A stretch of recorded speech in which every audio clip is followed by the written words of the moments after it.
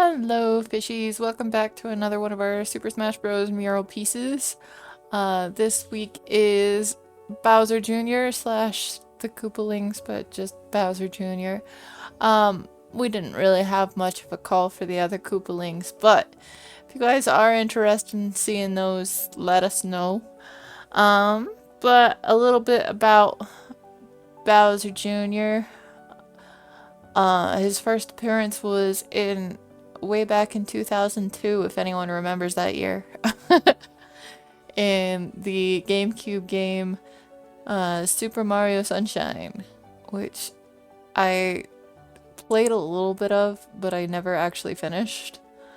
I vaguely remember mostly just jumping on Delphinians' heads because they were very bouncy. And they made funny noises when you did.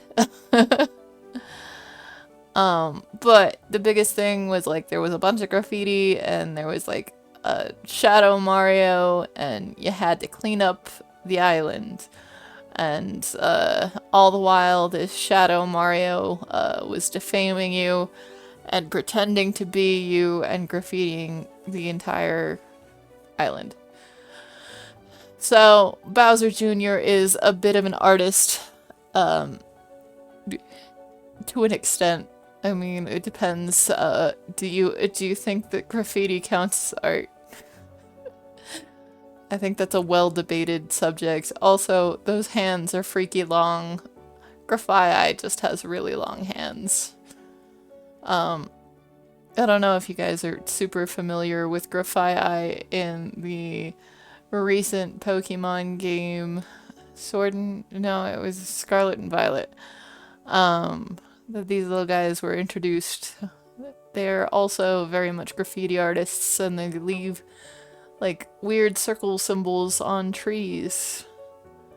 That's why their fingers are always dripping in paint.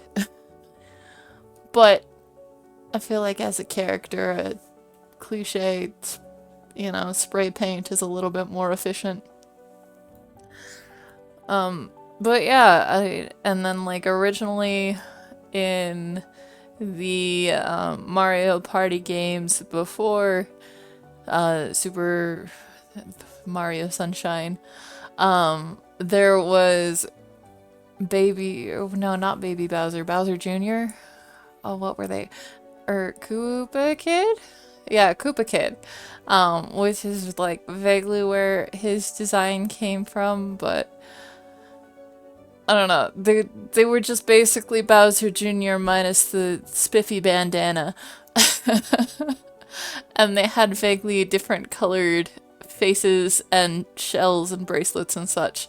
They came in like a red, blue, and green, and they were just like three little menaces that would mess with all of everything. As most things related to Bowser go. I don't know how familiar you guys were with the actual Koopalings. I remember I believe it was Super Nintendo games having like the castles that had all the Koopalings. I never really finished many of those because I'm just not good at finishing video games. But I enjoyed, kind of experiencing those and seeing all the different Koopa kids, I think, or not Koopa kids, words. Koopalings. They're not necessarily Bowser's kids, but I'm going to believe with all of my heart that they are just Bowser's kids. They're just his little gremlins doing whatever. But other than Bowser Jr. himself, there were 7 others. There was Larry.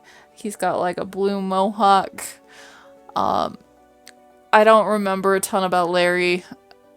He's kind of forgettable. I feel like he's like the least defined out of all of them. Then there was Wendy. She is identified as the girl one. with a cliche Minnie Mouse bow and big ol' lips. Because, you know, how else are you supposed to know that it is girl? Then there was Ludwig with big floofy Ludwig hair, so he could look like the piano composer that he was based upon. You know, name-wise at least. I don't think he had anything vaguely piano-related in his levels. Feel free to correct me on that if you have the evidence, because it's been so long since I have played any of those games all the way through. Like I said, I don't usually finish those games because I am terrible about being a completionist. I start a lot of things I don't always finish. But I do vaguely remember when, in the age of the Mario Maker, my brother had made this level that was absolutely terrible with Ludwig being the main boss dude. And he even made my husband play it. I don't remember all the stats or why it was so terrible, other than you were just stuck in a small room with a bunch of, like, bouncing rings of death. And there was, like, seemingly no way out of there except some sort of secret hidden block somewhere. You know, as it goes. The other